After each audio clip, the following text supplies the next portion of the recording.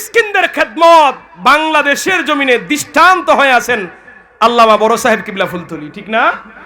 আমাদের বড় সাহেব কিবলা ফুলতলি হাফিজাহুল্লাহ এতিমদেরকে কিভাবে লালন পালন করা লাগে আমাদের জন্য মডেল উনি, ঠিক না? সারা বাংলাদেশে আপনারা দেখেন পীরের দরবারের অভাব নাই, পীর সাহেবদের অভাব নাই, কিন্তু এতিম মিসকিনদেরকে এইভাবে ভালোবেসে লালন পালন করার পীর সাহেবের অভাব আছে, ঠিক না? আমাদের বড় সাহেব কিবলা হাজারো এতিমদের অভিভাবক, হাজারো এতিমদের পরিচালক।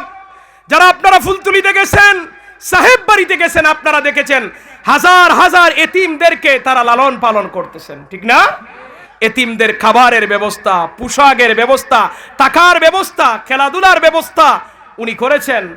এমন কি আপনারা দেখলে শুনলে অবাক হবেন, বড় সাহেব কিবলা ফুলতলি হাফিজাহুল্লাহ উনি এতিমদেরকে নিজের হাতে অনেক সময় গোসল দিছেন।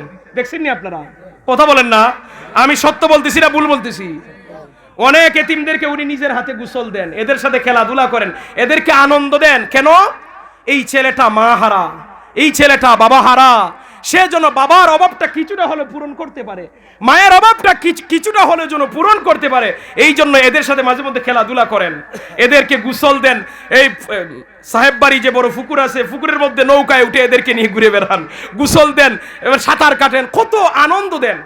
সম্মানিত হাজিরিন, এতিমদেরকে যদি আপনি আমি সেবা করতে হয়, মাঝে মধ্যে সাহেব বাড়ি ফুলতলিতে যাবেন, আপনি বুঝতে পারবেন এতিমদেরকে কিভাবে লালন পালন করা লাগে। আমরা একজন এতিমরে দেখতে পারি না, একজন এতিমরে বাদ দিতে পারি না, একজন এতিমরে আশ্রয় দিতে পারি না। আর সাহেব বাড়ি ফুলতলিতে বড় সাহেব কিবলা ফুলতলি হাজার হাজার এতিমদেরকে লালন পালন করতেছেন, রুটিন মাফিক তাদেরকে খাবারের ব্যবস্থা, পোশাকের ব্যবস্থা। আপনারা শুনলে অবাক হবেন, বড় সাহেব কিবলা ফুলতলি বিদেশ গেলেও এতিমদের খোঁজখবর আগে রাখেন। আমরা অনেক বক্তব্য থেকে সাহেব বাড়ি এর আওলাদ থেকে বক্তব্য থেকে আমরা শুনছি বিদেশ গেছেন বড় সাহেব কিবলা, কিন্তু দেখা যায় ওই জায়গায় উনার সামনে উন্নত খাবার দেওয়া হয়েছে, উনি ওই খাবার গ্রহণের আগে খবর নিছেন উনার এতিম বাচ্চারা কি খেয়েছে। সুবহানাল্লাহ! এমন মুর্শিদ, এমন পীর বাংলাদেশে আর আমরা দ্বিতীয় দেখি না, ঠিক না? আমরা দামি দামি চেয়ারের মধ্যে বসি, ওয়াজ করি, বাংলাদেশের হুজুররা পীর সাহেবরা বড় বড় চেয়ারে বসেন, কিন্তু আমাদের সাহেব বড় কিন্তু চেয়ারটা ছোট, ঠিক না? আমাদের সাহেব বড় কিন্তু আমাদের সাহেবের কি চেয়ারটা ছোট, যেখানে হেলান দেওয়ার সুযোগ, কথা বলেন না কেন আপনারা, হেলান দেওয়ার সুযোগ নাই। এরকম একজন পীর পেয়ে আমরা খুশি না বেজা? বলি আলহামদুলিল্লাহ, বলি আলহামদুলিল্লাহ। এতিমদেরকে লালন পালনের জন্য বাহিরে যাওয়া লাগবে না। সম্মানিত হাজিরিন, বিদায় বেলা আপনাদেরকে বলি, আমাদের সিলেটের মধ্যে অনেক বড় বড় আলেমরা আছেন, আমরা ওনাদেরকে চিনতাম না, কিন্তু বর্তমানে আমাদের সিলেটে কিছু মিডিয়া আবিষ্কার হওয়াতে, মিডিয়ার বাইরা বের হওয়ার কারণে বর্তমানে সিলেটের প্রবীণ আলেমদের কাছ থেকে আমরা কোরআন এবং সুন্নাহ থেকে সুন্দর সুন্দর কথা শুনি, ঠিক না? আমরা যদি অন্যান্য মাসলাকের কথা বলি, বাংলাদেশে বিভিন্ন মাসলাকের লোক আছে, জামাতের মাসলাক, তারপরে কওমি মাসলাকের লোক আছে। অনেক জায়গায় দেখি বাংলাদেশের মানুষেরা আহলে হাদিসদেরকে চিনতই না, এরা বাংলা মসজিদে বক্তব্য দিত, কিন্তু দেখা যায় এদের বুকের মধ্যে 30-35টা মিডিয়ার মাইক্রোফোন। একটা বাংলা মসজিদে বক্তব্য দেয় মানুষ 10-12 জন, কিন্তু মিডিয়া শত শত মিডিয়া।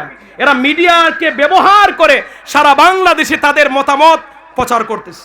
কিন্তু আমরা মিডিয়ার অভাবে এতদিন দুর্বল ছিলাম, কিন্তু এখন আমাদের এই মিডিয়ার বাইদের কারণে আমরা এখন আমাদের বড় বড় আলেমদের কাছ থেকে সুন্দর সুন্দর কথাগুলি আমরা শোনার সুযোগ পাইছি। এতে আপনারা খুশি না বেজার? কিন্তু এখানে একটা দুঃখের বিষয় হলো, আমরা সিলেটের মধ্যে এই মিডিয়ার বাইরা প্রচন্ড ঠান্ডার মধ্যে, কুয়াশার মধ্যে কষ্ট করে তারা আসেন, এই ভিডিওগুলি রেকর্ড করেন, তারপরে দিনের স্বার্থে, ইসলামের সেবার স্বার্থে তারা প্রচার করেন, কিন্তু এদেরকে আমরা মূল্যায়ন করি না। অন্যান্য মাসলাকের লোকদেরকে আমরা দেখি তারা মিডিয়ারদেরকে দাওয়াত দিয়ে আনেন, এদের খেদমত করেন, খাবারের ব্যবস্থা, অর্থনৈতিকভাবেও কিছু হেল্প করা হয়, কিন্তু আমরার মধ্যে এই জিনিসটার বড় অভাব। আমি আজকে এই মিডিয়ার মাধ্যমে সমস্ত সিলেটবাসীকে অনুরোধ করব, বা যেই জায়গায় মিডিয়ার বাইরা কাজ করে, এরা প্রচন্ড কুয়াশা, প্রচন্ড ঠান্ডার মধ্যে তারা এত কষ্ট করে এসে আমাদের ভালো ভালো আলোচকদের, আলেমদের বয়ান তারা রেকর্ড করে দিনের স্বার্থে ইউটিউবে, ফেসবুকে প্রচার করে। আমরা যেন এদেরকে একটু মহব্বত করি, ভালোবাসি।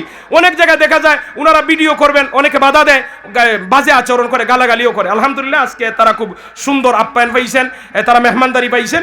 এইভাবে আপনারা তাদেরকে মহব্বত করবেন, ভালোবাসবেন, তাদেরকে একটু খাবারের আপ্যায়নের ব্যবস্থা করবেন, সুন্দরভাবে একটু ব্যবহার করবেন। মানুষ একটু ভালোবাসা চায়, মহব্বত চায়, ভালোবাসা দিয়ে দুনিয়া জয় করা যায়, ঠিক না?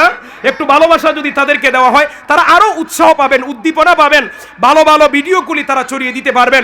যত বেশি বেশি আমাদের মাসলাকের আলেমদের ভিডিওগুলি নেটের মধ্যে ছড়িয়ে পড়বে, তত বেশি বেশি আমরা সত্য কথাগুলি, ভালো কথাগুলি জানতে পারবো, ঠিক না?